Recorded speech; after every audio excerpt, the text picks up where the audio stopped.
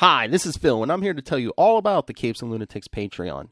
Don't miss out on our comic book creator interviews, including our monthly Chichester chats with comic book legend D.G. Chichester, superhero movie brackets in our search for the worst comic book movie of all time, and many, many more specials, all completely uncensored. Access starts for $3 a month, full video when you pledge $5 a month. Check out the link in our show notes or go to patreon.com/capesandlunatics. Hope to see you there. I didn't want to talk about DC all week, but guess what we're probably going to end up talking about? That's right, kids. By the sound of that voice, it's time for another third best Southgate. I am Phil. There is Lilith, hiding behind her anonymity. And the man who would never be anonymous, of course, the third best Southgate, Mr. Robert Southgate. Woo! Thanks for having me. Wait, it's my show. Thanks for having me. Thanks for talking at me. Yes. Yeah, you got me up early again. It's 8 o'clock here on a Saturday morning, which, not that I'm up partying. I think I was asleep by 9:30 last night. Woohoo! But I'm still tired getting up. So, yeah, here we are. But I brought the coffee. I brought the bean. So I should be in good shape. So how'd you guys do this week? It was kind of a crazy week. All sorts of stuff. Yeah. I'm not supposed to be asking the questions, but I'm going to start that way. Lilith, do you want to start this week? It's been a doozy. Well, Nichelle Nichols, Ezra Miller, Sandman. So it's been highs and lows for sure. Well, you know where he's going to grab Nichelle Nichols for a second. Okay. Yeah, go ahead, Phil. What were No. I got a big one. No, go ahead. Then Nichelle Nichols, go. Off. Nichelle Nichols. That was pretty sad. I really enjoyed. I mean, of course, not pretty sad. It was very sad, but I enjoyed seeing so many tributes. I loved seeing so many memes and things coming out that were not, jokey, necessarily. Yeah. I thought it was she got a lot of respect, and I thought that was really, really great. I mean, boy, what an important part of cultural history. You know what I mean? Yeah. In so many ways. And when you think about how much time, I know you guys are Trek fans, how much time we have spent watching Nichelle Nichols. I mean, geez, I've seen them more than I've seen relatives. So yeah, pretty cool. Pretty cool that people were giving such lovely tributes, and it is a shame, but she was older. She got to live to see the reinterpretation of her character, and she got to meet the person that's doing that reinterpretation. Yeah, and also an awesome reinterpretation. I thought her interpretation was a real tribute. What, yes. Strange New World? Yeah. And in the movies. Oh, yeah. She got to see two people. I mean, all the way around. I thought it was just awesome. Meanwhile, you have William Shatner saying, since when has Star Trek been woke? And it's like, really? Yeah. Well, okay. So he's Shatner. The prednisone has gone to his head. Like, he used to be a cool dude. I don't know what he spent too much. Well, how did you pronounce toupee? What? Shatner? Ouch. I mean, he is Canadian, but he spent, as with any Canadian, when they spend too much time in America, they become complete asshats. Look at Justin Bieber. Oh, it's a thing. It is a wow. thing. Americans make listen. American culture is toxic, and that just proves it. You come from Canada's not. It's America light, but in a different way. Okay, now wait a minute. You're going to say full salty activate. You're going to say Bieber was not toxic? Mm-mm. Not originally. That America made Bieber toxic. Absolutely. Okay. I learned it from watching you, America. He was pretty young when he got when he got here. So and maybe he was hanging out with Justin Timberlake. I mean, no tea, no shade. Don't tell Danielle I said that. But wow, if you know. Shots fired. Taking them all on. As a Backstreet Boy fan, I can say that confidently. She's just taking shots from her sniper's nest, ma'am. No kidding. Holy cow, Lilith. Did I mention it's 8 o'clock here? I mean, you're already taking down Timberlake. You've taken down Bieber. Who else you got in your sight? It's after 9 here, so she's drinking. No mimosas or Bloody Marys yet. That's after 12. That Justin Bieber with his beady eyes and flapping heads. Like in real life, exactly. So has South Park taught us nothing? So tell me, is Ezra Miller anywhere on your radar here? He's always been in my radar since the day they cast him. We have to hold ourselves back from doing weekly updates on Ezra Miller. It's and he's in my other. He was. They had the foresight in my other franchise. Well, don't judge me because I still rock with the Harry Potter fandom despite J.K. Rowling. So he was in the prequels. And they had the foresight to because he was showing issues on set. Now Harry Potter is a Warner Brothers property. They've known this for a while. Yeah. So yeah, I mean he was an absolute disruption on set, guys. Like I guess when the NDAs are up in like 5 to 7 years, we'll really hear about it surviving Ezra Miller. Right. I'm not looking forward to it, but it's gonna happen. You are looking forward to it, love. No, I have a question. I don't. I have a question. In those pictures of him, have you noticed he does this weird thing with his hand? He's making some kind of hand symbol. Have you seen that? Was he doing dark magic? He's making this weird hand symbol. It's in a lot of pictures of him that keep coming out, and it's like he's always like holding it down in the corner. Let's see if I can do it here. Down in the corner. I don't know. You're 54. I don't have enough fingers to do it. He's making like a triangle thing. Oh, don't say Illuminati. We're not. No, I'm not saying Illuminati. Okay. I'm wondering what that is. It's not Illuminati. It's not beyond. Okay.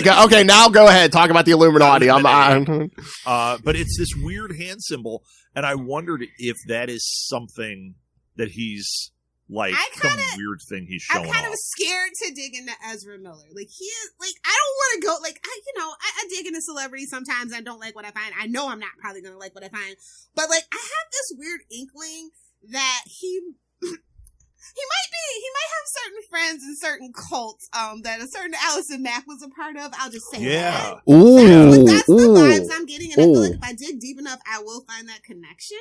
Yeah, I mean, I don't know if that's specifically the one, but I do probably get something this like impression that he's playing around in something. Supposedly, he's been around people, and all of a sudden, people don't know where they're at. Yeah, where they? Yeah, I don't want to get canceled. Yeah. Nobody knows where they took them. Theory. It's kind of perfect that they decided that they wanted to be they. Well, right around the time they started acting out, I don't know. To each their own, but that I find that suspicious, and I would take offense, honestly, at that. Yeah, they're weaponizing it. Yeah, I just think so. I'm going to go with the same stance I had before as far as DC goes. I really think that they're going to pull the plug on this. I think they're waiting. They're playing a waiting game for some reason. Conviction. You're absolutely right. It's some weird. I mean, their contracts are pretty loose. If you've ever noticed any of the actors that they hire, like they're very problematic, and I'm always surprised that the studios get insurance for certain actors like Ben Affleck because he's in and out of rehabs and things like that, and just kind of like not a thing most insurance companies that insure films and stuff would be okay with, like because he needs a chaperone at all times, things like that. So yeah, their clauses are probably a little different than Marvel or Disney for sure. Right. But with Ezra, I really think that in order to, even if it's a looser contract, in order to ensure that they don't have to do some kind of extra payout or something, they're waiting for a conviction. Even an arrest at this point. They catch him and they arrest him, and then a little bit more comes out, and they can say, "Okay, yeah, we're gonna file this insurance." Do you think? I'm sure it's an insurance thing they're waiting on. Yeah. Well, putting it out. I mean, they have Michael Keaton in there. I'm sure he has a. And they canceled Batgirl, so they're definitely letting him out of that contract with extra pay. So. Right. And I have a feeling it might be the same thing here. And there's probably something in his contract that, like, okay, you put the suit back on and you started doing this. When we move forward, if we do some kind of multiverse thing, can we get you there? Because he obviously was having fun coming back and doing it. So I don't think we're done with Beaton.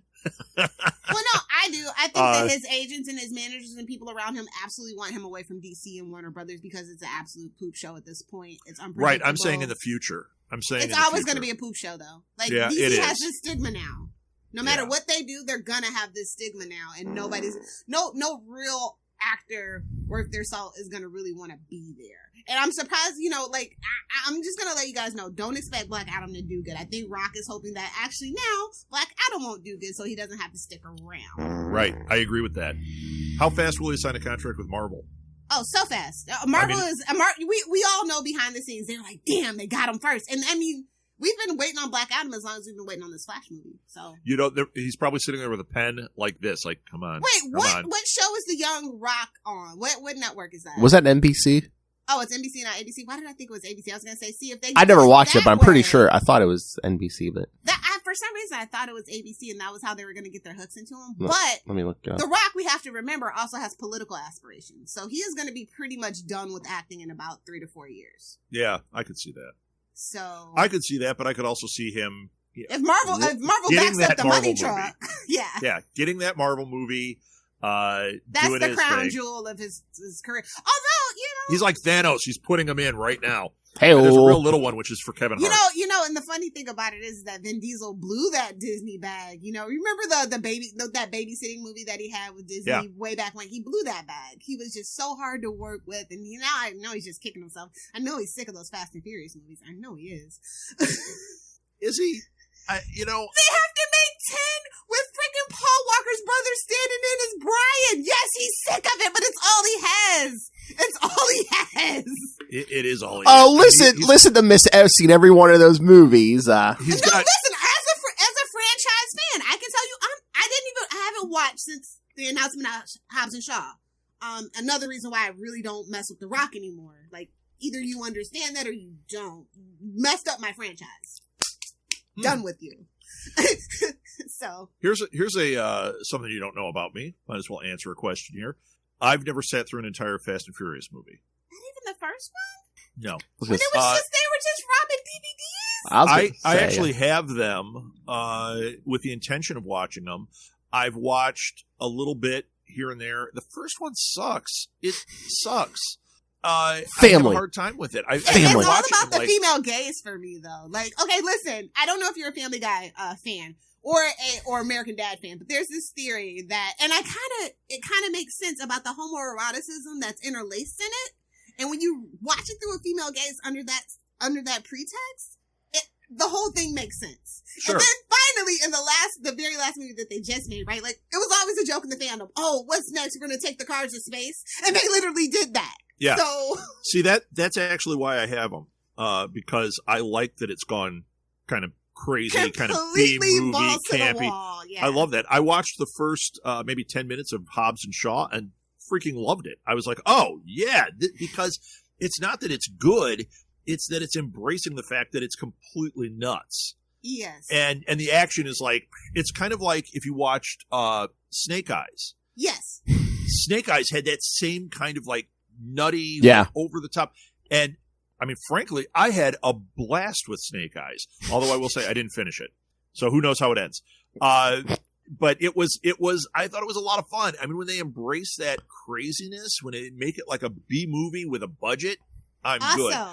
Fast and Furious, the first one, felt like they were trying to be serious and make this heist movie. And Vin Diesel is like watching Paper. It was dumb. And then I was working in a video store. Okay, I was selling high-end electronics. And it was when the third one had come out on DVD. So, oh my God, everybody was demoing Tokyo Drift. I'm so sorry. That is the worst of the franchise. You know what? It's pretty. It's pretty. It looks pretty. But my God, is that terrible? Yeah. It's for the kids. It's Fast and Furious for the kids. Is that what it is? Because it was terrible. Yeah. And then whenever they'd put the first two on, I was like, I don't get what the appeal is here. It's just okay. It's actually about modern day pirates, though. But it's also the same problem I have with Top Gun, and I know everyone's loving Top Gun too. My picture's already off. Phil, you might want to. I hate the first Top Gun. When that came out, okay, when that movie came out, everybody's loving it. Everyone's got to see it. You got to see it. You got to see it. And I was open to it. Maeve and I were like, yeah, we'll watch this. It'll be, everyone's raving about this thing. And my parents were like, oh, it's the best movie. So we sat down to watch it. Well, you're not for military propaganda. That's yeah. My parents were the same way. I hated it. Yeah. I hated it. I was like, the two of us sat there like, this is the dumbest movie. The dialogue sucks. Yeah, the stuff with the planes flying is kind of cool, but is that enough to? I mean, I could go watch a documentary about planes. For some people, it is. Sure. For me and for the cultural impact it had, no way. So the second one, like, I really don't have an interest in seeing it. Everyone's raving about it, and I'm like, And then they keep saying the kids don't know. Yeah, it's not. I'm not Miles into Teller it. with the porn stash, not my thing. I totally get it. Yeah, so I'm just, maybe I'm just a fuddy-duddy about it, or maybe it's like, but I'm not a hater. You guys know, like, when you start talking about pop culture stuff, I'm in on most things, even stuff that's bad. I like when it's just like gearhead stuff. Yeah, it doesn't really connect. Watching cars go in a circle doesn't do it for me. Go back and look it's at cars going some into weird space subculture for sure. Like it's that weird thing, and then you just kind of stick with it, and it just gets more ridiculous, and it gets super funny, and then it's just which is you're why in I on like the joke. Which is why I'm interested in the later Fast and Furious, which is why I have them. And but I want to watch the beginning to see. Okay, I'll sit down and I'll watch the de-evolution. Actually, I'll watch it, and I'll stomach those first three, and then let's get crazy. And frankly, like I said, that Hobbs and Shaw thing was nuts, and it had Idris Elba. I'm like, I'm all in on this. Well, Idris Elba has been trying to become an action star for quite a while, and it's actually now just working out for him. If you've noticed, the trend is next two movies are due out. Well, what's that movie? So there's one movie where he basically gets chased and fights a lion. Is that the movie? Yeah, that's like that one Rock movie. So he's definitely following the Rock trajectory on movies. So I'm assuming there's a story behind it, but from the commercials, it just looks like based on a video game, just like that one Rock movie. That's what I'm saying. I'm thinking which that's Rock what movie? it is. Rampage. Yeah, Rampage and Jumanji. But yeah. Our cousin loved the Jumanji reboot with The Rock and Kevin Hart. Loved it, and we sat down and watched it. It was okay. It was okay. She loved it. She thought it was fantastic, and I get it. I mean, there are people that really, really love it. Robin Williams is the gold standard. So just like with Will Smith is the genie in that lie, that it's just never going to work. If you're replacing Robin Williams in a reboot, never going to work, bud. You're never going to be that guy for me. Never. Yeah, but when he slaps Aladdin, it's pretty engaging. Well, somebody needed to do it. Keep my tiger's name out your mouth. There it is. Nice, Phil. Thank you. All right, have we started the show yet? Welcome. Yeah, we started. Now you can ask questions. I guess Lilith and I could start with our questions. Rob gave himself questions for the last 17 minutes. All right. No, I was going to try to piggyback on Ezra, but you just kept going. No, so the whole WB Discovery thing. It's like, what is going on over there? Okay, you brought up Ezra. So, and you said maybe they're waiting for insurance, stuff like that. Okay, maybe they are waiting for.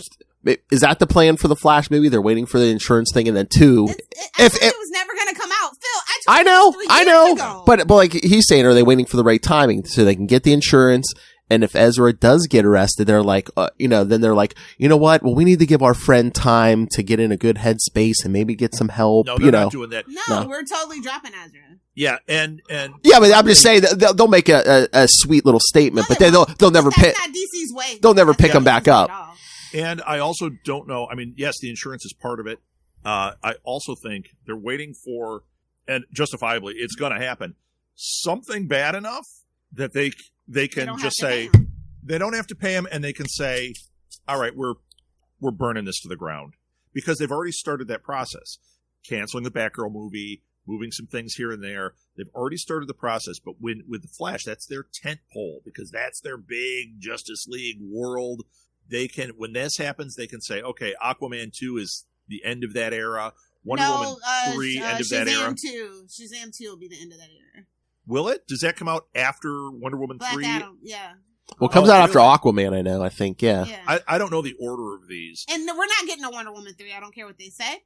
There's a lot of bad blood there, and Patty freaking hates working with them. I know she can't say that, but I can say that for her. After what they did to Wonder Woman 2, there's not going to be a Wonder Woman 3. No, you don't even understand the half of it. If you actually go and research the previous scripts and even the book that they put out, the novelization of the story, you clearly see that that's not the story she was trying to tell. It's so bad. They brought in a man to do the stuff that she didn't want to do. So, it's not going to happen, babes. Wonder Woman 3 not happening. Good, because the first one's a lot of fun. It has some really great stuff in it. That second one is... Wonder Woman should have been with Cheetah, and we should have just left it at that. Wonder Woman was the high point. Mystical Rape. Rape. Wonder Woman 2 was the low point. Mystical Rape. That was really terrible. I didn't really even like the first one that much. Oh! It was a B+. The bar is not that high at DC for good movies. I will say you're right. I will say you're right. Other than the No Man Land sequence, which was just a spectacular bit of filmmaking. For a lot of people that brought it up. Yeah. There was a lot in it that you were like, corny. It's okay. Yeah. Rot. Trite. Yep. So, and Aquaman, I watched Aquaman on a plane. I watched it with the sound off. You know what? It was. I thought Aquaman was all right. It was not great. It was like a lower level Marvel movie. If you love Jason Momoa, For the Dark Jason World. Momoa being Jason Momoa, constantly soaking wet. There you go. Yeah, which is why you watched it with the sound off. Exactly. And for her too. She's very attractive to look at, but I can't be with a woman who poops in the bed. So no. At least unconsensually. Unless, Danny DeVito's not a woman. So, yeah, I guess. What? Come on, you know Always Sunny when he poops the bed? One of the greatest episodes of TV ever. Well, that's every episode that's Always Sunny. Oh, my God. No, that's none of my business. I said... you guys... Yeah. No, I was going to say Aquaman. I said the movie wasn't bad. The worst thing I didn't like about it was Jason Momoa. It suffered from Spider-Man. Yeah, it suffered from the Spider-Man syndrome. Too many villains. Too much. Too soon. Yeah. Black Manta should have had his own movie. Ocean Master should have had their own movie. Yeah. Absolutely. But I think they were trying to rush it in there to build a mythology around Aquaman because everyone still was making the jokes that he was that orange-suited guy riding a dolphin and talking to fish, and they're like, we got to show him that he has villains. But again, every couple of years they say we got a 10-year plan. We got a 10-year plan. They want to do what Disney did with Marvel in the worst way, and you can't rush that. They have a 10-year plan, and they scrap it, and they get another 10-year plan. Yeah, that's what I said. They hit a speed bump, and they completely changed course. So yeah, Marvel, they, no matter what speed bump they hit toward the Dark World, they keep going. You know what's funny about all this? And y'all know I have reconciled my feelings with Brandon Routh. I love him, love his wife, did a great job on the Arrowverse.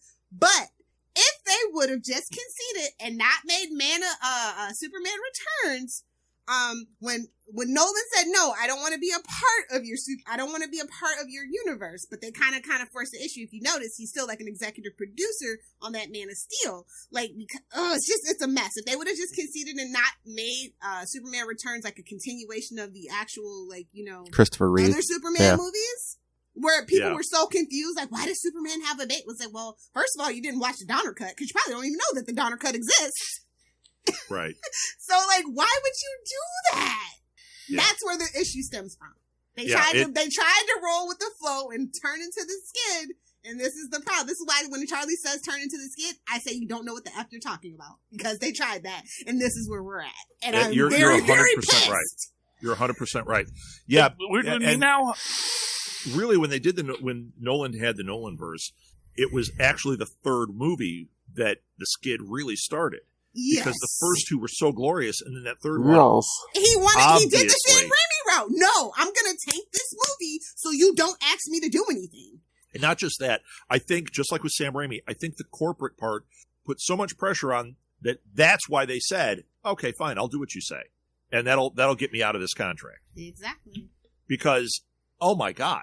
I mean, Batman's in it for what, 10 minutes? And honestly, the thing about it is that I don't know if you guys know. I know I talk about the show probably a lot. Phil has never seen it. I don't know if you've seen it. Person of Interest, which Jonah Nolan, which is his brother, right, did the best live-action Batman show to ever exist, Person of Interest, without it being actual Batman. They could have tapped him to do the Superman stuff, but they didn't. Is Person of Interest, which one is that? Jim Caviezel. And oh my God, that is such a good show. Is it not? It's a realistic portrayal if Batman was actually a person in this That world, is such a good show. We watched the first season and then fell off. But my God, that was such an excellent show. Jonah is a freaking genius, and they never even bothered to ask him. Rob literally fell off the couch. Right. But that's like with Marvel when they went to what's his name's for Agents of S.H.I.E.L.D. It was like, wait a minute, why are we keeping this in the Well, we all know it was his brother and not Joss. Right. Was the genius, so right. And they were working with him, but they kept getting Joss involved, and it was like, what happened here? What happened here? Yeah, I don't. These are mistakes. And they learned their lesson. To be fair, sometimes you have to learn that lesson that cachet is actually not a good thing. You want somebody that's young and hungry. Well, I would say I would say Marvel learned it. DC has not learned it. Well, obviously. what did they have plans? Whedon. Did they have plans where Joss Whedon was going to be a bigger thing in Marvel, and then they found out who Joss Whedon was, and they're like, nah, it's okay. Well, actually, if you compare all the other movies, like in that phase 1, I mean, they did. I mean, like, it's not like they're not critical darlings. They're just, it is what it is. It's a phenomenon. It's a trend. But like the other later movies actually do get better in caliber, in story, and scope. Sure. Those are really basic. I mean, beyond like just like the first issue of Superman, basic superhero stuff. Right. It hurts. It's so basic. Right. It's chuggy, as the kids would say. Chuggy. Wow, Lilith, bring in the words. You're basic. You're basic. I heard it. So, yeah, that first phase until we get to the Avengers, they did have some really interesting things going on, but you're right. They were more basic. But I think that was set by, I can't think. I told you, now it's 8:30 in the morning. So, what's his name? I don't know any names at Marvel. Who? Iron Man. No, Iron Man. The guy who made... Oh, Favreau? That's what they should have kept. But he didn't want to do it either because of that pressure. He's like, give me my cooking shows. I'll be happy. It's fine. Yeah, and then he moves on to Star Wars and does the same thing there. Mm-hmm. He's one that they really should have backed off, because Iron Man 2 is where they started messing with him, and he made a movie that people don't like. I like it. I like it. It is not. You can tell that's where that interference happens, just like in the third Batman movie from Nolan, where we need to start building mythology and getting these things in here, and we need to force extra, story and extra characters, and it's like that's not really what we want. And now they are still dealing with that, because you can't see a damn Marvel movie where they don't have 10 other heroes showing up and stealing spotlight. It's like, but that's what the fans want, to be fair. Yeah, but when I was reading comics in high school and college and like really into it, that was not my favorite thing. I know everyone was like... It's not for you though, sweetie. Like, okay. The MCU fans are a different beast. Like, Phil and I have this conversation all the time. And people that specifically only watch DC movies and don't know anything about comic books, those movies aren't for us. It's icing on the cake that we finally, that I got to see Avengers in a movie, but like, it's not for us. And again, in this era, it's like, oh, hey, who showed up in this movie? Well, you got to watch Disney Plus, or hey, who's at the end of this Disney Plus show? You got to watch a movie. I also don't mind, like, okay, so Doctor Strange 2. That actually made sense, and introducing America Chavez in it and all that. Like, I'm okay with that. It's when we go to see Ant-Man and there's 4 other Avengers in it. It's to make up because he wasn't in the first one. As Pym propaganda will have us tell us about the play. They put him in there. So they regret it. Yeah, no, I definitely get that. It's just, to me, I would like to see... Black Widow did it. They kept the Avengers out. They kept it to Black Widow. We got 2 new heroes introduced in there. It was more interesting for me that way. It was a smaller scope as far as that goes. I know Black Widow gets busted on. I thought Black Widow was fantastic. I really enjoyed that movie. And actually, I'll tell you something. We talked about that on Enough Said, 10 years ago? They should have done Black Widow earlier, and they should have made her the Marvel James Bond. They should have had like serious spy stuff going on. They literally had Scarlett Johansson, at the time, one of the most beloved women on that would have been a franchise that franchise could have been as good as the Cap franchise, because the Cap movies, just all 3 of them exceptional. She's my favorite part of the only reason why I actually ended up that's the only actual Captain America movie that I've watched all the way through, is the one with her in it, and the same with the Iron Man movie. I was just like, she's in it? She's in 2 of them.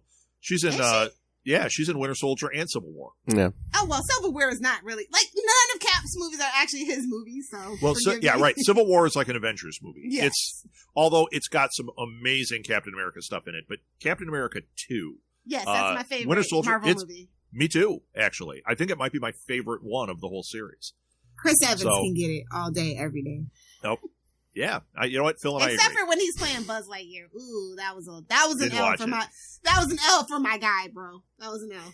How about in Knives Out? Did you like him in that? Oh, of course. Big corded sweater. Yes, comfy, cozy, casual. Yes, he can do it all. Oh Did my! You like him in? How about Bad Boy Skater actor guy in? My favorite movie is that movie where he says babies taste bad. What is that? Is that this one? That train movie. It's the train movie. Oh, I haven't watched that one yet. They got a whole show on it. I mean, I know. I watched the first 2 episodes of the show. It's kind of like watching. I really liked it too. What is the name of that one? I can't think of anything today.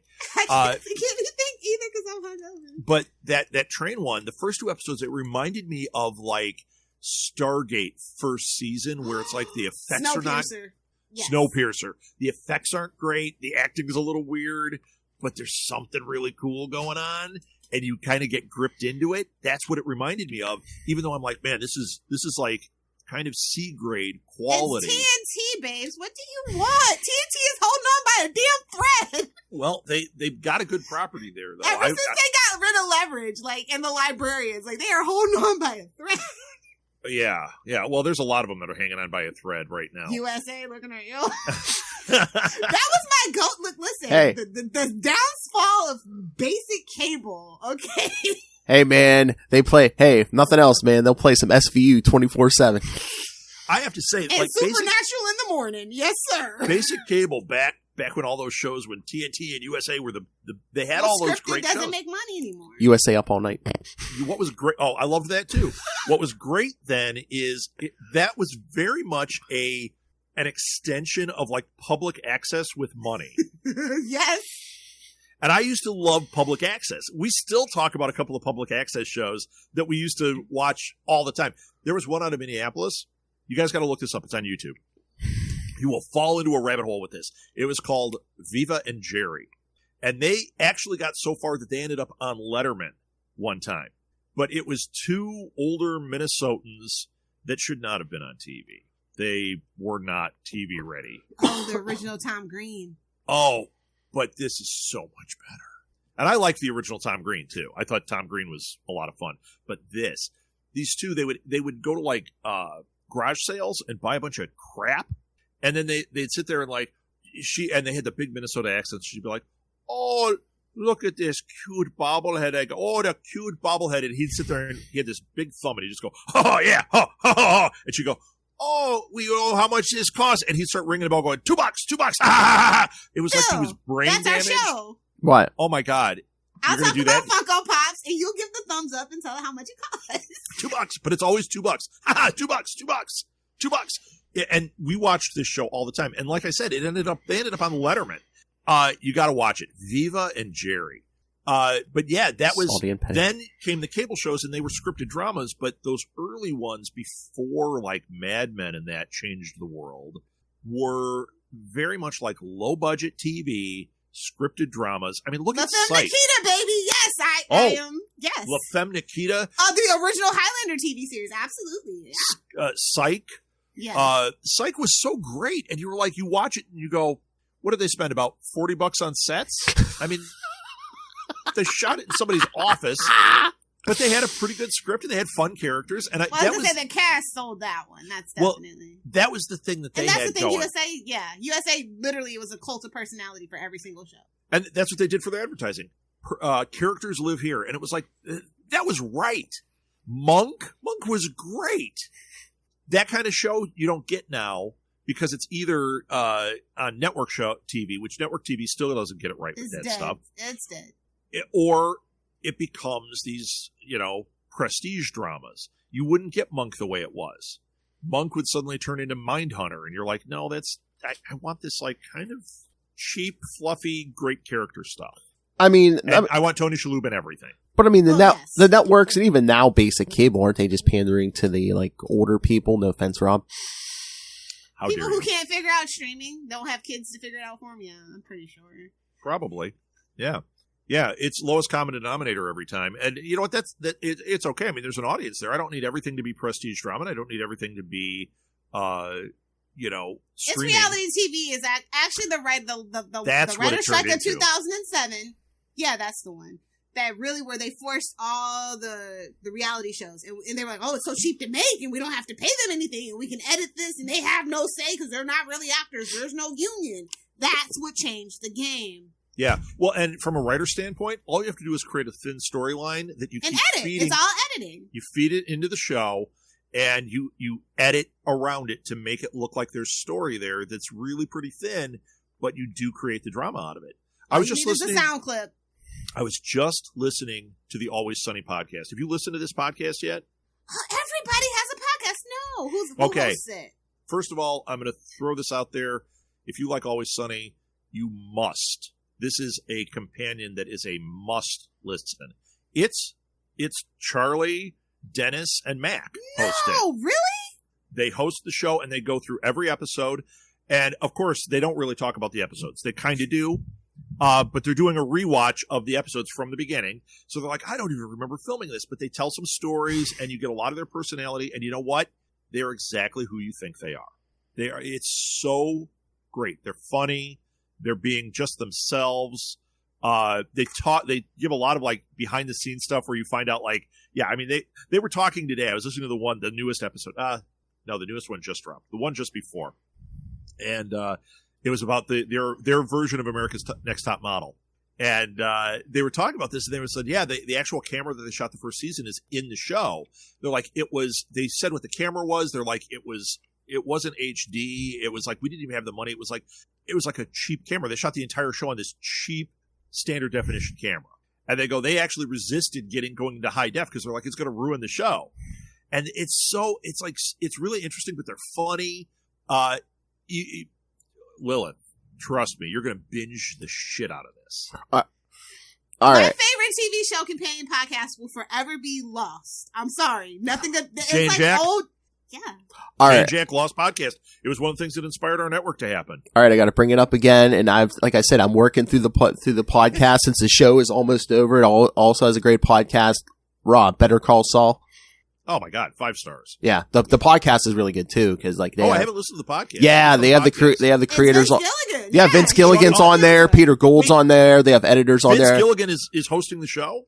Yeah, he's on there every episode. They have like 2 of the editors, like the official host. But yeah, he's on there every episode.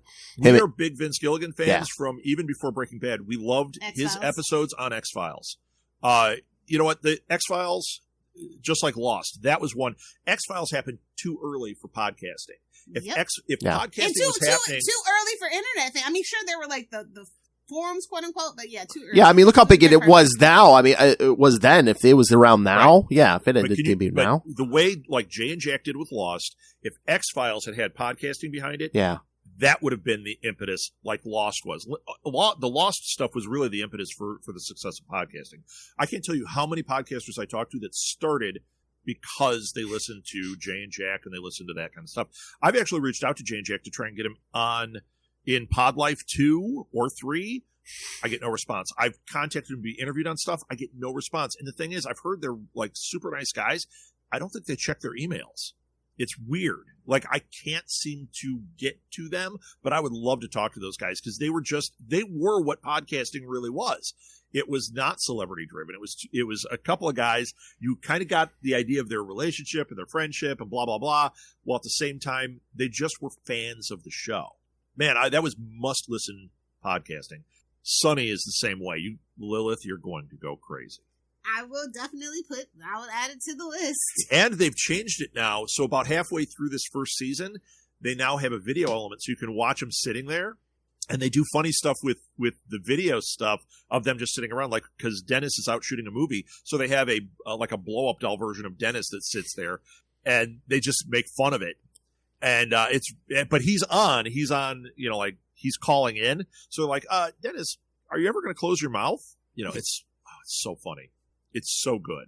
It's so good. And one of the writers is the one who's producing the show, Meg. And you love her and, you get to kind of her backstory. And then every once in a while, the best is, what's her name?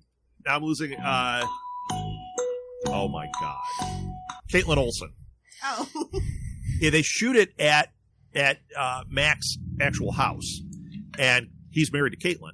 So a couple of times, Caitlin's come in and sat down, and oh my God, she is the crown jewel of that. I wish they get Danny on. I'd love to hear Danny talk. They haven't had him on yet, but it's great. But yeah, that Better Call Saul podcast is great. Yeah, because Peter. You just got me. I'm gonna put it on. I'm doing yard work today. I'm putting that on. Oh yeah, I mean, season 6, the final episode is on Monday. So I mean, yeah, you'll have like 6 seasons to listen to. Yeah. Now, have you guys watched Better Call Saul all the way through? Yeah, I have. Yeah. We are up to the point. I think we are 3 or 4 episodes. I think we have maybe it's 2 episodes, and then the finale that's going to come out this weekend is where we're at. So we know nothing. I know some major stuff happens. We got to the point where we saw the one big character get killed. Oh, yeah. And we've heard there's other stuff. We're like, oh my God. I don't know if you're there yet, but Carol Burnett is in the last couple episodes. She is so good in this role. Shut up. Yeah. Yes. Mm-hmm. Are you actually? No, I'm serious. No. Carol You're not Burnett. messing with me. Yeah, no. Carol I mean, Burnett. and it's like a dramatic role. It's not like a funny. She is so good. I am so excited. I'm so excited. And we loved it in the beginning when it was kind of weird when Michael McKean was on. It was like you watched it and you were like, it's not like Breaking Bad, but it is, and it was kind of It's better than Breaking Bad, in my opinion. Oh, no way. It fits. I would not call one better than the other, although I might say Breaking Bad is slightly better, just because it broke the mold. Bryan Cranston. Oh, Bryan Cranston's is great. a force of nature on that show. As much as I love Saul and I love these characters, Bryan Cranston is one of those guys. By the end of that show, he goes from Hal. Well, actually, he goes from Tim Watley to Hal to Heisenberg. Yeah, he was on the X-Files. greatest character. Everybody was in X-Files, babe. But that's how Vince Gilligan got to know him. Oh, really? Mm-hmm. If I remember right, it's a Vince Gilligan episode that he was on. Yeah, I think so. Yeah, because I think he did mention that on the podcast the one time. Yeah, that's where he knew that's where he met Bryan Cranston. The X-Files effect. We just watched Final Destination. I had never seen it. Which one? The final one or the first one? The first one. We had never seen the first one. We have the box set, so we're going to work our way through. Devin saw why. I still love you. So the first one, that series is actually, they call it the Wongs, are the ones that made that. And it's 2 of the writers from X-Files. So when you watch it knowing it's the Wongs that did it, you're like, oh my God, it has this X-Files vibe to it. We were really digging that. And then I just found out today, I didn't know this about Supernatural. Kim Manners. Yeah, Kim Manners, baby. Kicking in the ass all day. Yeah. I didn't know this. Yeah, they even dedicated after he passed away. There's a couple episodes dedicated to him. So I watched... the first 3 seasons. You don't have to watch anything else. You're not going to believe this, Lilith. As much as I watch, I've only seen the first episode of Supernatural. It's tough to get through. It's very dark. It's very clunky, but it does get the first episode is a masterstroke. I loved it. And I said to Maeve, I'm like, you got to watch this with me. It feels like X-Files. The lighting didn't bother you? Because it was made on a shoestring budget. So, no. Well, watch that first season of X-Files. Does it bother you there? Oh, well, kind of. But I'm young. I watched that when I was like a kid, and it still bothers me. Yeah, you millennials with your HD TV. Yeah. We had to look through we didn't have 480 lines resolution. It was 2 potato. We had, instead of 480, I think our resolution was about 7. Yeah, 7 potato, that's about right. I mean, come on, we watched on TV where there was a line going like this through the whole thing. This movie's great. Oh, those dirty movies, huh, Rob? Old stuff, like, I think that, what is it, the Munsters actually were shot in really great resolution for some random reason. Like, certain the Munsters? Shows. Yeah, and I think love it was Lucy. the lighting. I think it was the lighting, and I think they were doing it at a studio lot where they had a little higher grade camera. Yeah. Speaking of the Munsters, this movie looks like hot garbage. Mm-hmm. What movie? The remake. They're remaking a the Rob Munsters. Zombie one? Yeah. Oh, thank God I haven't heard about it. Lilith, go watch the trailer. Just look at the pictures. Jeez. And then you can start drinking today. And the thing is, on all the geek sites, it's like they keep going like, ooh, one more image from the Munsters, one of this. And I'm like, do you understand this looks awful? How is it that in this day and age, the original looks better than this? That's what I'm saying. Yeah, like it's weird. It looks like a Spanish soap opera, doesn't it? Yeah. With like super green tint over it. And like, they're like, oh, but he's going back to the original. He's making it funny. I'm like, yeah, because Rob Zombie's known for being so funny. He understands comedy. Did he Comedy cast his lives wife in there. Anything? Oh, yeah, she's Lily. Oh. Yeah. I mean, no tea, no shade, but that's an interesting artistic choice. Nepotism. Who didn't see that coming? Yeah, so I was like, wait a minute, because she don't fit the bill for nobody. But okay. But when you watch this trailer, it's funny because I was not into it at all. Then the trailer comes out, and during the trailer, it's a 2-minute trailer, about 45 seconds in or so, it kind of got me. I was like, okay. I mean, it doesn't look good, but I could watch this. I wasn't loving it, but I was okay. Then it gets to the end, and it does this corny joke that's so bad. It is so bad, and you can tell immediately, oh no, this is going to be the tone of the movie. Somebody cut the trailer trying to hide this. Here it is. But the hero of the story is the person that left that joke in. So bad. It makes Dark Shadows look like an Oscar winner. Oh no. Oh no. Yeah. The Johnny Depp Dark Shadows? Oh yeah. I would rather watch that on repeat for the rest of my life than have to watch this Munsters movie. It's bad. Well, at least the Addams Family reboot. Addams Family movies are great. Although I know a lot like of people both have problem with the CGI claymation one. Like a lot of people. I didn't watch that one. Good. I thought they were both okay, but like the new actual live action one that's coming out, I'm like, I know it's not Rami Malek, guys, but get your heads out of your butt. Let's just give it a chance. See, I really enjoyed the two films with Raul Julia. I thought those were great. Those were great. And the second one's not as good as the first, but it's got great moments in it. That one, the second movie is really Wednesday's movie. Wednesday makes that. Oh no, they're making that's what it is. They're making the Wednesday show. That looks good. Yeah. That one looks really good. And Christina Ricci has come out and said, yeah, this is really good. And I know actors always do that to try to pump things up, but not Christina Ricci, though. She doesn't say she doesn't. Either she says something because she likes it or she says nothing. Or she'd keep her mouth shut. Did you watch Yellow Jackets? No. Oh, my God. So Molly was at Interlochen. Poor Phil can't get a word in it. By the way, Molly went to Interlochen for creative writing. I saw the post. Yeah, she was there on a merit scholarship. She won a Fine Arts Award in creative writing. Amazing. 3 writers in the program got it out of the 6 weeks. We watched last year's award show. None of the writers got it. So it's not like, oh, we have to give a couple of awards here. No. They either give it or they don't. And Kelly will tell got one. Yeah, Kelly was freaking out that she got one.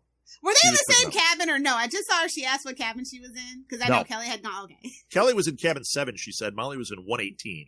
It's a little bigger camp than when Kelly was there. Yeah. I don't even know if they actually had actual pencils. I think Kelly, when she was there, they had to do things with coal. I'm telling. I love how, Molly's, on the up climb. They, change the world. Rob's like, while I was waiting in the car for her, I watched a shitload of TV. Honestly, that's how a lot of gifted children are, honestly.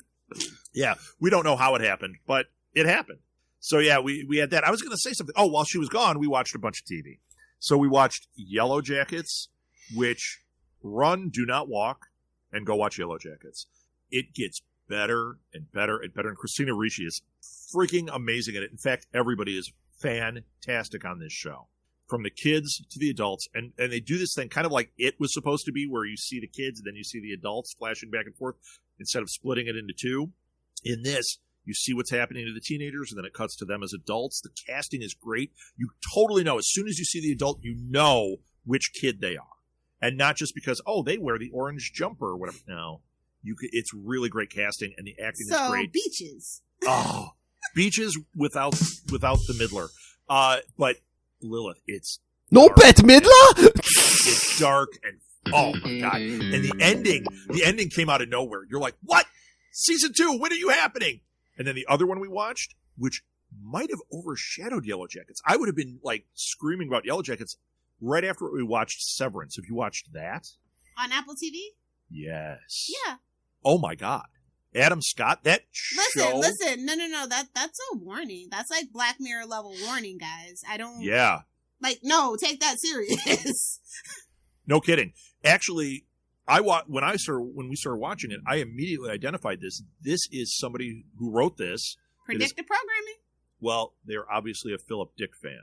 Well, this was Philip Dick all over the place. It was so great. And I've read tons of Philip Dick short stories and books. So as soon as it started up, I'm like, a true fan of pop culture without having that, and unfortunately a little Eldritch Terrors as well. Theodore Sturgeon too. Got to add him in there. Yeah. So yeah, this was Philip K. Dick's world come to life. All the paranoia, all the corporate overlords. So I was like, oh my God. And how about that ending? Yeah. I mean, did you see it coming that was going to happen the way it did? I'm not going to be a pretentious asshat and say yes. No, I didn't. I didn't either. I thought it was going to be something way worse, actually. Me too. But I think that does have its Bible for the show. Yeah. So I think the way worse is on our horizon. And I think way worse than we're even thinking is on the horizon. This is not a show that Ben Stiller, this is his show. He's running this show. Oh, it's Alan. He is not playing, Zoolander. He has a very specific insight into the industry because of, who he is and how he was raised and who his parents are. And I heard a great interview with him. He's had a certain buffer. I heard a great interview with him when he was talking about how he really always just wanted to be a director and producer. Yeah. But he kept getting the acting roles probably because of his parents. Mm-hmm. And because he's funny. He is funny in his movies, and he's good. But if you go back to watch the stuff that he created, like Cable Guy, you go, oh, yeah, somebody likes dark stuff. Somebody likes kind of this sci-fi, dark, paranoia thing. I mean, even if you think about Zoolander, think about that actual message. Yeah, yeah. Did you see where he started to break from some of the Hollywood? Because he did a bunch of movies that were kind of Hollywood movies, too. Because he was getting paychecks and they were keeping his star going. When he did Secret Life of Walter Mitty, didn't do great in the box office, but man, that is a fantastic film. Yeah, I thought. I was into it. It's so funny. Like, Hollywood loves to keep you in a box, and to punish you when you step out of your box, they go out of their way to make sure that once you step out of your box, you don't do well. You see it time and time again. Right. Yeah. Well, Stiller has enough. Especially now at this he has point. enough money and power to do what he wants, and I'm happy for him on that. Yeah, and what he wanted to do was Severance. I mean, holy cow. I loved it. Oh, my God. We can't stop talking about it. We're dying for season 2. Phil, did you have any questions? Just with all the streaming, do you think there is more like creative freedom now for these guys to like step out of their box? There is and then there isn't. Right. It depends on the risk, whatever place that you sign up wants to. Like, I know a lot of people at first were like on the Netflix bandwagon as seen through the lens of South Park, where they just greenlight anything. But I think a great one of my favorite movies would have never happened had it not been for Netflix, and that's Creep and Creep 2. I haven't watched those yet. Warning, there's flaccid penis. Uncomfortable long amount of flaccid penis. What is this? What is this? A Charlie Esser movie? Did you watch the reboot of Kids in the Hall? Plenty there too. Yeah, that's what I'm saying. So, like, I mean, it is kind of necessary to the plot. And so, like, even 5 years ago, anywhere else, even HBO Max, whatever, would not do that for male full frontal nudity. Right. And Netflix will take that risk. I mean, and HBO Max did take that risk with Time Traveler's Wife. Theo James's butt is literally in every episode at least 10 times. And yet it didn't get renewed. The women loved it. We went crazy for it. Although, that story's problematic, but it did have the ratings, but they canceled it because it had a female audience. But females actually do drive the trends. I mean, why do men buy nice things? It's to impress women. So why wouldn't you want to? It's a whole thing. Sexist. No, it's very true. I mean, let's go back to our network. Why did we, from the beginning, say we wanted 50% women? Because what are you doing if you're catering to one small slice, or if you're only giving one gaze? It's ridiculous. Even with our books, we're trying to get as much diversity in there as possible, because everybody's got a viewpoint, and they should be heard and seen. And if it's not my viewpoint, because I'm like I said, a 54-year-old white dude. Tough to me. And just like I say, you've heard my viewpoint. I was going to say, and to super connect this all together goes back to Warner Brothers, where they made the statement: HBO Max is for men, Discovery Plus is going to be for women. Did they say that? Yes, they literally said all the unscripted shows, the low budget shows that take no effort on Discovery Plus, all the testosterone Spike TV is going to be on HBO Max. Really? All the scripted stuff directed towards men is going to be on HBO Max. They literally said that in a slide during a freaking to your stockholders on a stockholder call, in a slide, in a presentation. Somebody in 2022 thought that was okay to put. So they are doomed. Yeah, I'm actually looking for a job, in this world. Why don't they just hire me and I'll set that straight? Because I am looking at jobs like content producer, things like that. Please put in a resume. I mean, my God. Please put in a resume. They need it. Like, you'll be the white guy Trojan, okay? Because the one guy that they have running, no, he's a trumpeter, like a proud trumpeter. I should not know your political affiliation. No. We don't know what I'm pretty sure Kevin Feige's a Republican, but we don't know that for sure. You know, he might be, but boy, it does not come affect through. His work. Exactly. Well, to the point that I kind of doubt he fully is. He might be conservative, but he's not part of this because it would bleed through. I feel like, honestly, he's a Bernie bro. He might be. But I'm telling you, it would have bled through already. Yeah, but this guy especially when he's putting Captain America stuff out and it doesn't become all MAGA, which it could have. Yeah, how do I like Captain America and they don't? That very easily could have broken bad. Where I'm like, yeah, I'm out of this. Instead, they've been able to walk that line where you go, yeah, no, I get it. This isn't make America great, Trumpy, and all that. Well, stuff. that's a good Captain America story. I mean, a movie or a comic, it doesn't get political. It's, he's basically just like, no, I'm here to but he gets it. Help people. No, the politics. Yeah, you keep. Well, like a poor Punisher, though. But in this modern era, they find a way to put that in. And what you just said about DC, or Warner Brothers, it sounds like that's why they canceled like I said, the Flash movie had nothing to do with Batgirl. They didn't. It was look at that. Like we said, look at those bad optics. They cancel. The Woman of Colors movie. Which sucks. Although, have you heard? Allegedly they're having a Black Canary show, but I don't hold your breath on that. I heard a little while ago that there were major problems with the script with that. And that they were having a problem editing it, making it a cohesive story. I told Phil that a while ago. That movie's never going to happen regardless. I told him. Did I not tell you that, Phil? Mm-hmm. Like, listen, when Lil says that Flash movie is not happening, I've been saying that for 5 years, even before Ezra was doing this. Yeah, but don't give me. Flash movie's never going to happen. Don't give me bad script. I mean, Batman Superman got made. So don't care about bad script. Yeah, don't tell me bad script. Come on, Batman v Superman. Come on, that got made. Yeah. Yeah, they don't really care about that. They wanted the publicity of it. Oh, we've got a woman of color as Batgirl, and we're going to make this movie. Oh, but wait, it's only going to be on HBO Max. Well, why did they cancel Batwoman? I mean, they had when the problems. Black character showed up, and they kept trying to have Ruby Rose, who is super problematic as an actress and a person. Right. Listen. Yeah, what are we doing? We're getting told that's like what we don't want. Well, that's not true. The Arrowverse is done. I mean, Flash is getting one more season. That's it. So. Yeah, well, it could have been done a little while ago. Frankly. I do want to ask just one technical business question, as I always have to. All right, hurry up. Great. And that'll be the end. Yes. Okay, you kind of mentioned Web 3.0, which I'm already deep in the thralls of with my Oculus in the metaverse. Uh-huh. How do you how are you feeling? Do you think you're going to be able to pivot to a Web 3.0 world, or are you going to get left behind? Do you want to be left behind? A lot of people don't want to be in the metaverse. We don't want to be dependent on VR and stuff like that to have to go to work, conference. That's the plan. Yeah, I want to be left behind personally. That's a great question. Okay, so boy, that's a multi-tiered question. I'm going to answer points. First of all, do I think I'll get left behind? For a bit, yeah, because I'm still in the throes, like with me learning all the web design and all that stuff, like working on that stuff. I finally feel like I'm getting a grip, and now I'm looking at Web 3.0 and going, this is another world that I got to get immersed in and figure this out. Will I get left behind totally? No, because I am looking at it. I'm trying to figure it out now. I'm trying to actually immerse myself in it so that I am there.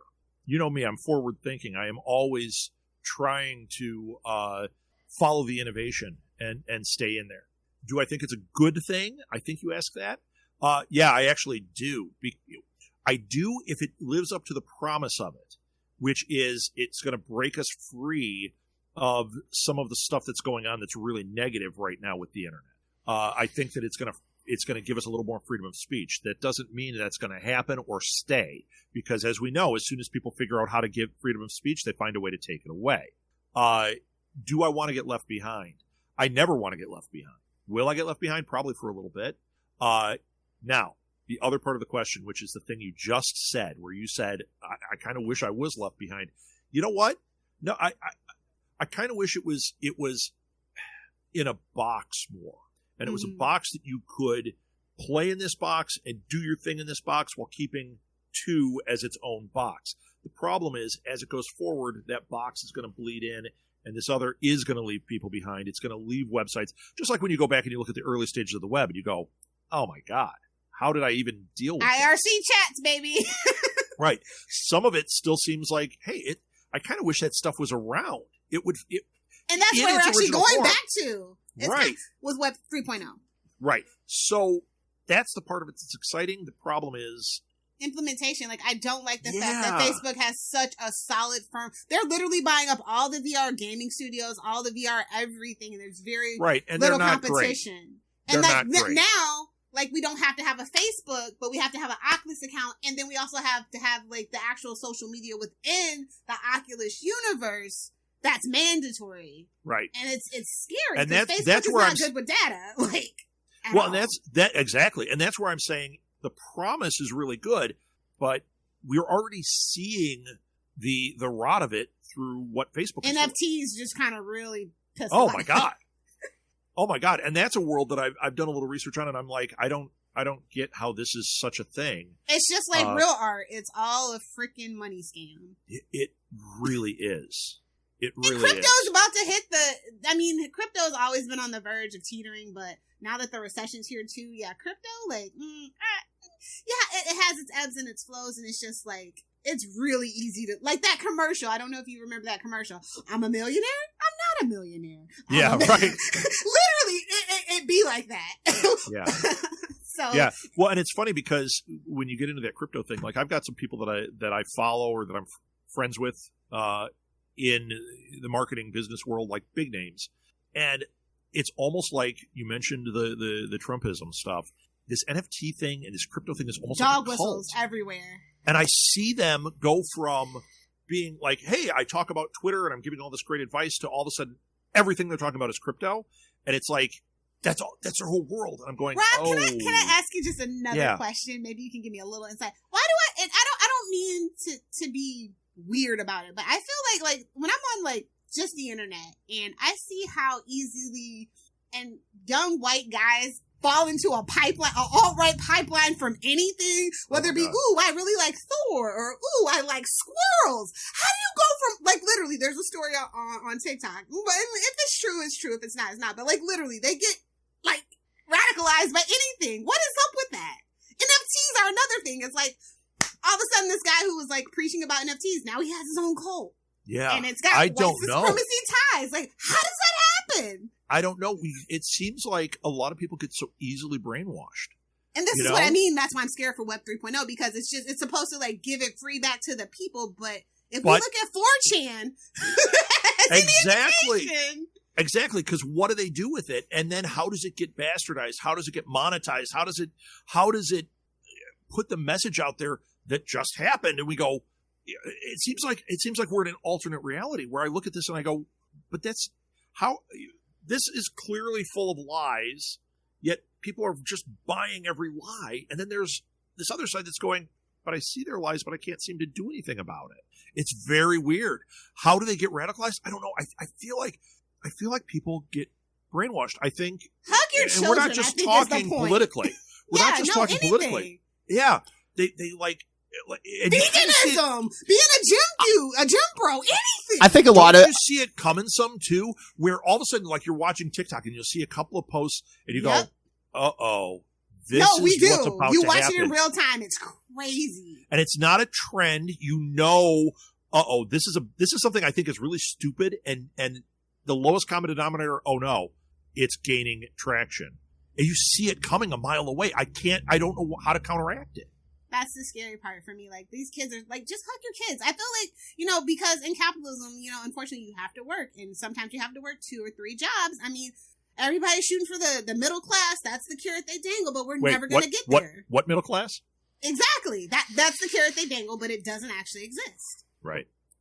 And so people have to work and they can't spend time with their kids. And, screen time is easy. Hey, man, it's what we're talking about around here, because when I transition into actually having a traditional job, a non-traditional the first time job, ever?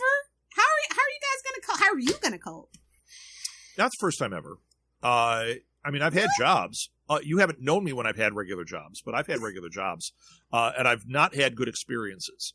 But those bad experiences add up to me figuring out how to make good experiences for others. Taking a traditional job, it will be more of a non-traditional job. It's more exec level. Oh, Okay. Whatever I go for, something where I can kind of call my shots, and I can work within. There was one that so they already hired somebody for this one that I applied for, but it was one where I would be, I would definitely have freedom to create. That's what I need. Mm-hmm. But even at that, like, we're looking at these jobs, and there's like right now, if you take what we make, it's not very much, and we kind of stretch by. And then we went, okay, well, what's the level where we break through that? My God, if we make a move somewhere else and we're getting more money and we're doing all this stuff, by the time you take out all the insurance stuff and all the other expenses of moving in that, like, we're back to, like, scrounging. And that's do I have to drive DoorDash? Not a coincidence. Exactly. So that's what we're struggling with now too. And Molly's you would have been that very conversation fortunate about how 6 figures is even after taxes isn't really 6 figures, because if you don't know how to, and they don't teach you financial literacy, right, like in school for some random reason. Right. No, some random reason. It's by design. It's just like Maeve and I beat the drum about this forever. Not only should that be core, like from kindergarten on, some basic stuff. Like, I used to go in and do junior achievement with kids and try to teach a little bit of that. And it was like, we didn't have this when I was a kid, and it's not in every class. And they get an hour of it their whole time from me, right? We talk about it all the time, that like financial intelligence and how to handle this stuff, how to handle day-to-day stuff, those should be core classes, not just, I signed up for home ec. Think about it. A lot of the times kids first hear about taxes is what? The FAFSA form. Right. Crazy. You're going to college. Right. Well, and take the FAFSA. I help people all the time with that, because our friends' kids will be like, oh my God, they're so intimidated by it. Then our friends are intimidated by it. And I'm like, do you know that form takes nothing to fill out? Yeah, I know. It's nothing to fill out. But they're so scared of it and so intimidated because there's so much information that's lost or not given, or it's made to be intimidating. But the other one we always say is from day one, kids should be taught critical thinking, and they should be taught. Oh no, baby! They should be taught gameplay. They should absolutely, like, D&D should be a class. And I'm telling you, it you gotta crush their free. You know that saying, kids could fly except for their parents telling them they can't, and it's true. We never told Molly she can't. And look at her, she's soaring. That's what she is. I mean, and here she is, 15. There are states where she is already done with high school requirements. We're not graduating her. We could technically graduate her just about any time now. And she's only 15. Were you going to go the 16 route, or are you just going to hold on to your little precious baby bird? Well, it's not that we're holding on. Or whenever she wants to. It's when she wants to. And what we're actually thinking is we want to give her, if she wants to go the next 3 years kind of coasting on this, she can, because we're filling her life with experiences, give her every opportunity. And, if she starts college classes, when does she have time to write? Which, when she's writing, look what she wins, a Fine Arts Award. You know what I mean? She's learning guitar. She's actually getting really good. She's writing songs like crazy. 3 years from now, 3 years from now, yeah, we give her time to think and explore. And we talk about critical thinking, and we play games. Why do children need to be in school 8 hours? Because that's what a typical work shift is. Well, no. Making workers. I'll tell you why they do. Because the parents are at work. Well, it's babysitting, yeah. Right. But there was Maeve could speak on this a lot better than I can, but she did a lot of research when we started homeschooling Molly. And there's a really well-respected homeschooler or teacher, professor, I believe, who said that everything that children learn all the way up through high school can be taught in like 40 hours or something. No, that's true. And so why are they in class that much? A high school graduate couldn't pass a 6th grade class back in like the 1800s or something like that. Yeah. That's crazy. I'm going to ask her right now. How many? Why's a work day? Why's a work day 8 hours a day? Well, you're lucky that's all it is. Unions fought for that right. Oh, please. I know. Oh, please. I mean, most factory workers are still working 10, 12, so. Oh, yeah. I know. Yeah. Shift work. Yeah. How did this turn into this show? Way to go, Sorry. Phil. I'm blaming Phil. No, blame me, because, yeah. No, I don't blame you. I think, in fact... She should take her ADHD medication. I think that... I think this might be another show, is just Rob and Lilith talking stuff. No, it's just because capitalism. Honestly, that's... Yeah. That's the root of all evil. Because love of money, what is capitalism? Stay tuned, Rob. We might have something for. And that, my friend, is how Lilith Hellfire got radicalized and why she's moving to Mexico. Stay tuned, kid. Stay tuned, Rob. You might have a place to a show to guest on. It's coming in January, so. Okay. Hey, I'm always up for guesting. You know that. And then I end up with my own show afterwards. You know what? I'm actually guesting on another show. This is really funny. It's a sports show. I don't know anything. What? Sports, really. Yes. They want me to come on. They said they do pregame for the Bears games. And they have people on that are entrepreneurs and all that before the game, just kind of talking about their stuff. I was like, really? And they said, yeah, we'd love to have you on. You're such a great guest. I'm like, okay. Watch me end up with a sports show that doesn't talk about sports. You know the problem with baseball. And then we'll end up, like the game started, we're still talking. What about the design of those uniforms? Come on. Maybe I would talk about that. There's some bad ones. I'll stay tuned. I'll add links to that. Rob is a busy bee. That is the moral of the story. I am. Before we go, Phil, I'm trying to pay attention to this. I'm going to invite you guys to come on New Media Lab as a team. So we got to get you on the schedule. I'm relaunching New Media Lab. It is working a little differently than it has in the past. I finally feel good about it. I've started booking people and recording. I want the two of you on New Media Lab. So stay tuned to your message thread for an Acuity scheduler because I want to get you on there. And I also want one of you, both of you, any of you to come on for 3 questions on Chicago Podcasters Unite because I definitely need those too. Those are super, super easy. So you guys are invited to be on those. It's funny. I don't even call them shows. New Media Lab's a show. All the other stuff I do, I don't call shows, but it's like they're like for other people that would be a full podcast. The Rob Southgate experience. Exactly. Yeah. Oh, yeah. You have no idea. I've got, depending on what happens with work, I've got 2 more really fantastic shows that I'm waiting to launch. 3 shows I'm waiting to launch. One of them won't be. Maeve. No, she knows. She knows. One of them will. She's enjoying her free time, Lil. On a secret web page and on a Facebook group that you have to get into. You have to be permitted into. I've already posted a couple of things in this one, and people like the thing that's going on there. And I'm like, Life of Rob Southgate. Yeah, because I don't get enough time sitting in front of a microphone and a computer. Look, I almost have skin color because I've been outside. You touch grass? We got to correct that. He's got to mow it. Mullet? No, I don't. I said mow it. Silly. I was going to say, if you're saying I have a mullet. No, mowing grass. Whoa! Whoa! Yeah. Yeah. I need spray on here. If I end up on Jimmy Kimmel, I'll have to spray it on. Does he still have a show?